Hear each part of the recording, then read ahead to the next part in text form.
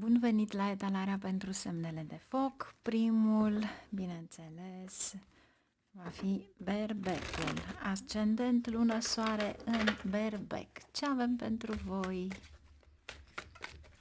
Ce avem pentru berbeci?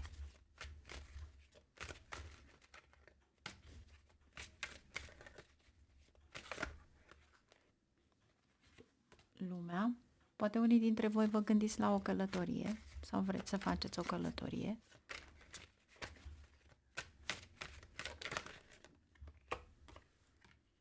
Regele de săbii. Cei care aveți parteneri, există o răceală între voi. 6 de cupe. Aș spune că sunt meleagurile partenerului. 6 de cupe, nu sunt ale voastre. 10 de monede, este vorba despre o moștenire, ceva care se dezbate. Și Hierofantul.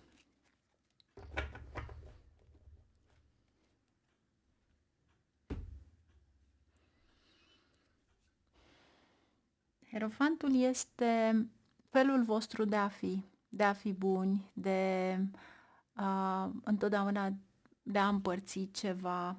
Asta este energia Hierofantului aici.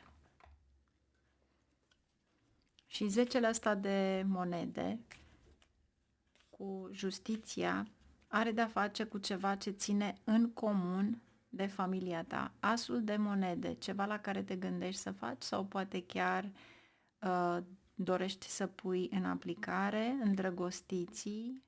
3, să te asociezi poate cu cineva, încă nu te-ai gândit, n-ai luat o decizie, este puțin cam greu, dar cu siguranță va fi ceva. Să vedem ce avem aici.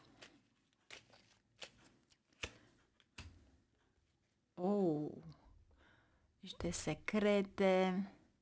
Aici este o neînțelegere între neamuri și posibil din partea partenerului de viață, cei care aveți. Cei care nu aveți înseamnă că veți descoperi un secret, ceva de genul acesta, sau persoana la care vă gândiți nu este tocmai ceea ce credeți. 6 de monede, din nou 6, se repetă 6 cu regele de spade. Aici este un fel de a face niște cheltuieli pentru niște fonduri, pentru ceva care trebuie să investiți. Eremitul, va trebui să fiți foarte calculați. În același timp, eremitul cu moartea este o iritare pe care deja o vedeți. 10 de monede, pajul de cupe. Acel 10 de monede nu este numai averea voastră, este averea copiilor voștri și ar trebui să luptați pentru așa ceva. Iar pentru unii dintre voi, posibil cu justiția să fie un examen la care vor lua. Vedeți și Hierofantul.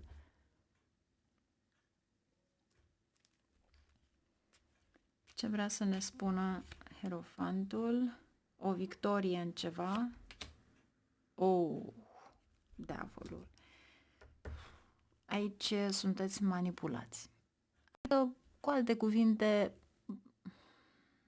nu voi spune un cuvânt urât, dar voi spune că se folosesc oamenii de voi, de bunătatea voastră și orice tip de problemă pe care o aveți, fie este la locul de muncă, fie este în familie, nu interesează pe nimeni.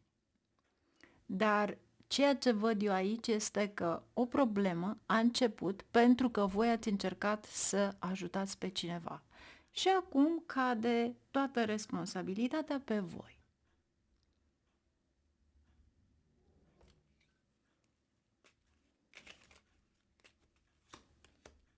9 de monede. Și asta înseamnă să pierdeți și bani sau ar veni ca un fel de, poate, pui și tu ceva, adică nu ăla ceva este totul de fapt, de 10 de monede, 9 de monede, adică dacă îți rămâne ceva în buzunar, pentru a investi în ceva. Este interes de familie, dar ceilalți nu vin cu acest interes. Eu aș spune să folosiți acest rege de spade care de fapt are o minte clară și știe despre ce este vorba și să vă apărați interesele respective și 6-le acesta de bâte este de fapt recunoaștere, este de fapt puterea cu care ieșiți la suprafață. E un fel de a spune dreptatea e în favoarea voastră, dar trebuie să înțelegeți că cineva aici se folosește de voi. 6 de cupe întotdeauna are de-a face cu neamuri. Dacă nu este cineva din copilărie, înseamnă că sunt neamurile. N-aș putea să spun că într-adevăr vine ceva la care să investiți prin copiii voștri, dar ceea ce văd aici este un respect pe care l-au față de voi, pentru că aveți regele de săbii de 2 ori.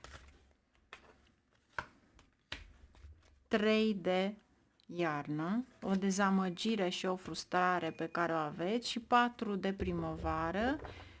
Voi doriți pur și simplu să fiți în pace cu orice. Deci eu personal v-aș spune să nu vă amestecați în problemele nimănui, chiar dacă încercați să ajutați, pentru că nu veți face mare lucru, ci pur și simplu veți avea voi probleme din cauza altora.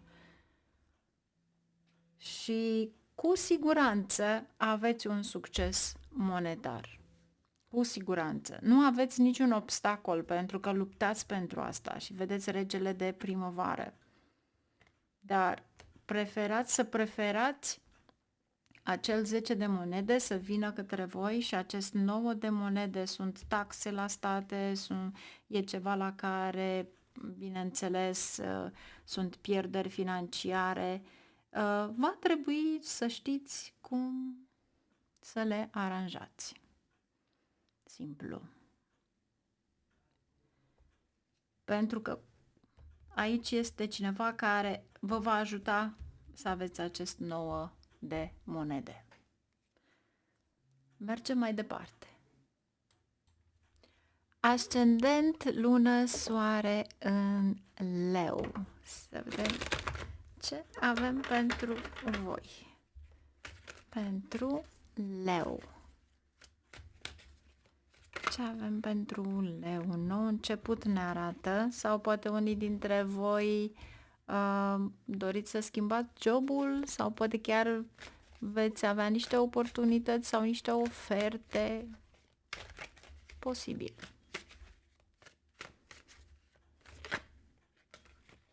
Aici este... Nu, s-a întors, era un 5 de bâte. Poate fi un examen. 5 de monede. 5 de cupe. Aici parcă vă gândiți la reputația voastră, nu știți unde veți merge, dar pajul acesta de monede, de fapt, este chiar un nou job.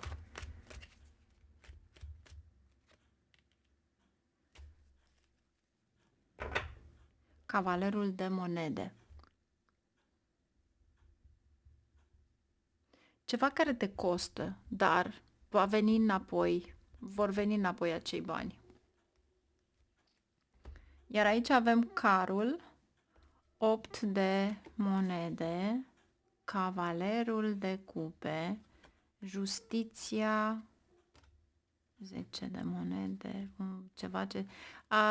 Cred că dacă unii dintre voi, copiii voștri, au avut obstacole în educație sau examene sau ceva de genul la care trebuiau să meargă, e bine, acum totul este bine. Parcă se reglementează ceva. 5-ul acela de monede pot fi niște datorii care vă îngrijorează sau vă face probleme și nu știți ce trebuie să faceți, ce ar trebui să știți de fapt. Și aveți 2-ul ăsta de spade la fel, ca și cum doriți să schimbați ceva. Ajutorul va veni, dar ai răbdare. ai răbdare. Și posibil acest cavaler de monede, pentru că aveți ursul aici, posibil să fiți ajutați de cineva care are o poziție importantă sau poate un oficial sau ceva de genul la care neașteptat vă face o favoare. 5 de bâte. Niciodată nu poți să te lași bătut. Întotdeauna trebuie să lupți pentru tine. Și dacă emoțional nu ești bine, poate fi emoție, dar poate fi în același timp și o problemă de sănătate. Și întotdeauna trebuie să iei un sfat. Pajul de monede se repetă.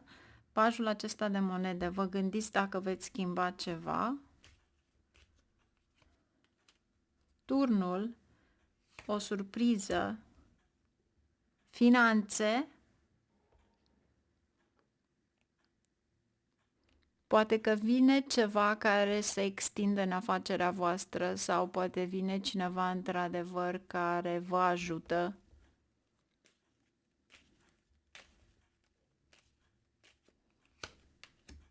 Opt de bâte, vești extraordinar de bune, iar turnul, în special turnul, este de fapt imaginea lui Marte. Deci, imobiliare sau ceva de genul care fie un pământ, fie o casă, fie ceva la care tu te gândești să faci, dar cu siguranță aici va trebui să fie curajul vostru, pentru că are de-a face și cu ceva ce ține de exterior, cu optul ăsta de bâte. Posibil să aveți niște vești, posibil să încercați să faceți bani online cu 5 de bâte și împărăteasa vă ajută. Și cartea lumii. Import-export, iar aici veți avea succes.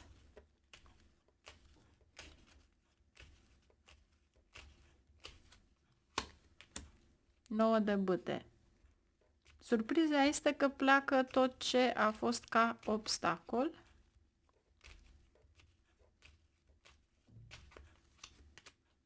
Trei de bâte și vă faceți planuri de viitor. Deci ceva se ivește aici. Va trebui în schimb să luați o decizie. Pentru că vă simțiți blocați parcă, dar optul ăsta de monede, fie este în educația copiilor voștri, fie este pentru voi și simțiți că sunteți blocați undeva și că nu ați putea investi pentru voi, pentru a veni o primă. Prima va veni oricum, pentru că aveți împărăteasa, aveți și veștile bune, dar trebuie puțină răbdare și parcă vă ia prin surprindere. Dar este bine să faceți acele planuri pe care voi vreți să le faceți, pentru că va fi o promovare. 9 de toamnă. Vedeți? Când aveți răbdare și când vă schimbați pur și simplu gândirea pozitivă, atunci să știți că vin. Aici vine totul după o muncă asiduă și aici aveți și regele de vară, un partener romantic în care să ai încredere, dar cu siguranță se vor schimba lucrurile și foarte rapid. E foarte frumoasă etalarea voastră. Aveți împărăteasa și lumea, un nou capitol în viața voastră, în sfârșit se schimbă ceva. Vedeți voi, acest început de primăvară poate într-adevăr va aduce o mare schimbare, dar vă ia prin surprindere și e foarte frumos. Mai bine mergem mai departe. Ascendent, lună, soare în Săgetător. Ce avem aici pentru voi?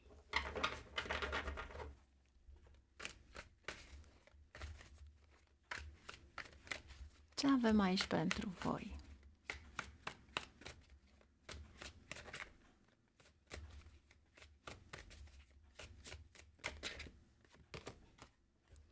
Șase de cupe, Wow! 6 de bâte, 5 de bâte. Ok. Aveți aici o altercație, să zicem.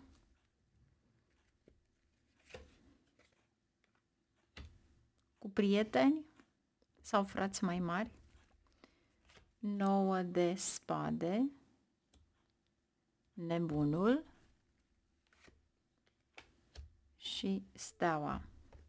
9 de spade, să vedem despre ce este vorba. Luna. O călătorie în exterior sau vă gândiți că veți călători în interes de serviciu. Diavolul. 9 de monede.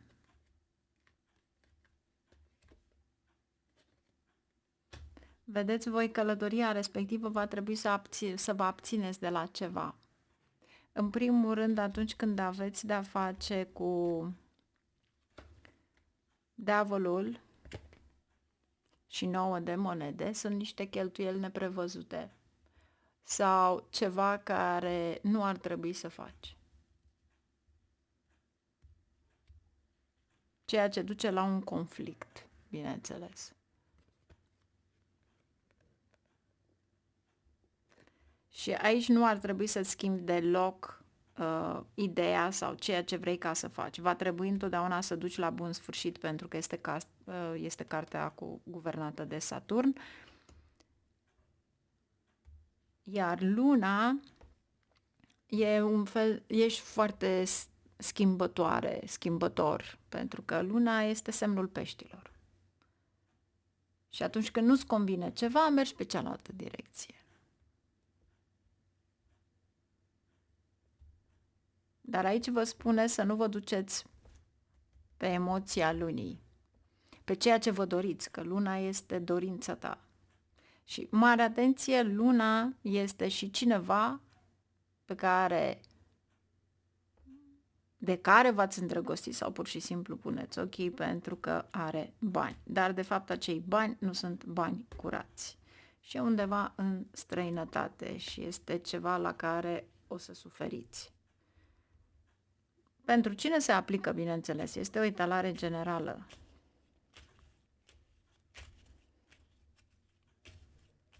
Dar dacă este să plecați în străinătate undeva, mare atenție, pentru că veți cheltui sau veți pierde niște bani. Diavolul vă arată, fie investiți în ceva în care îi vei pierde din start, fie vei merge la un joc de noroc. 9 de bâte.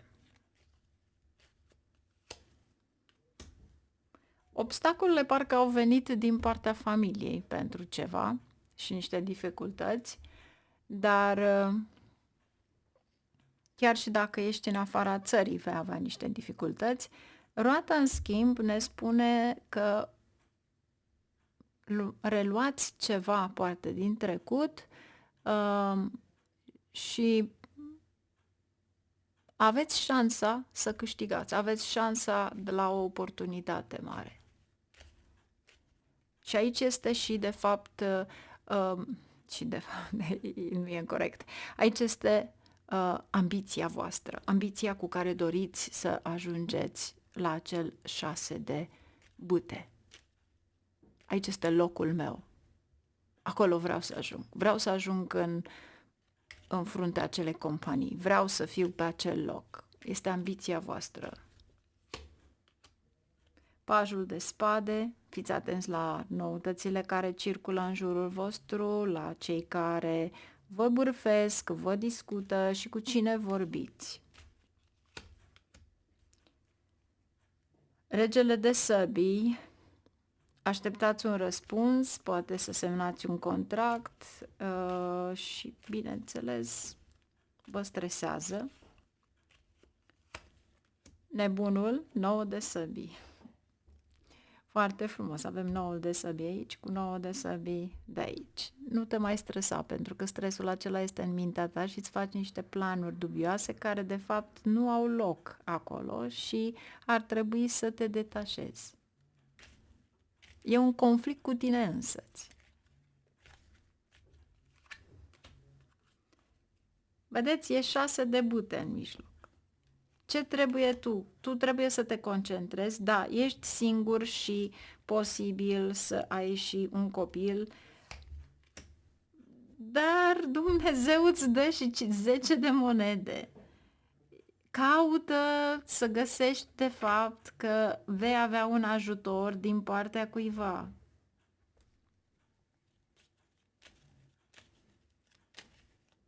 Aici este un fel de a prinde acea oportunitate, de a avea înțelepciunea de a fi atent, pentru că aici lipsește mesajul.